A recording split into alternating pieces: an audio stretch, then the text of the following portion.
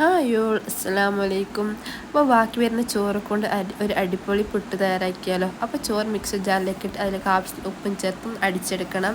അപ്പോൾ അതാ ഇവിടെ അടിച്ചെടുത്തിട്ടുണ്ട്. ഇനിയുടെ കുറച്ച് ഞാൻ പുട്ടെടുത്തിട്ടുണ്ട്. അതിലേക്ക് അടിച്ചെടുത്ത ചോറിട്ട് കൊടുക്കാം. അപ്പോൾ നല്ല പോലെ ഒന്ന് ചോറിട്ടതിന് ശേഷം നല്ല പോലെ മിക്സ് ചെയ്തെടുക്കണം.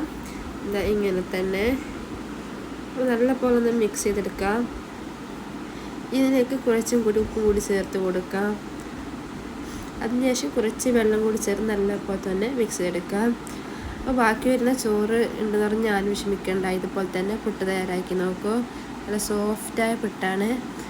ആവി ഇവിടെ തയ്യാറായിട്ടുണ്ട്. ഇനി പുട്ട് കുട്ടിയിട്ട് നല്ലപോലെ ആവി കയറ്റിയെടുക്കാം. അപ്പോൾ ആദ്യം തന്നെ ചില്ലിട്ട് അതിലേക്ക് കുറച്ച് തേങ്ങ ചിരിയും കൂടി ചേർത്ത് മാവിട്ട് കൊടുക്കാം. ഇതുപോലെ തന്നെ ചെയ്തെടുക്കാം. അതേപോലെ തന്നെ ചാനൽ ആദ്യമായി കാണണമെങ്കിൽ പ്ലീസ് ഒന്ന് സബ്സ്ക്രൈബ് ചെയ്തേക്കണേ. അതേപോലെ എൻ്റെ വീഡിയോ ഇഷ്ടപ്പെട്ട ലൈക്ക് ചെയ്യുക, ഷെയർ ചെയ്യുക, കമൻറ്റ് ചെയ്യാം.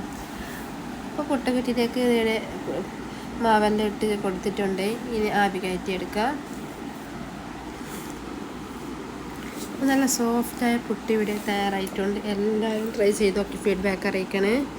അപ്പോൾ അടുത്തൊരു വീഡിയോയുമായി ഞാൻ വീണ്ടും വരും. അതുവരേക്കും ബൈ. Thank you.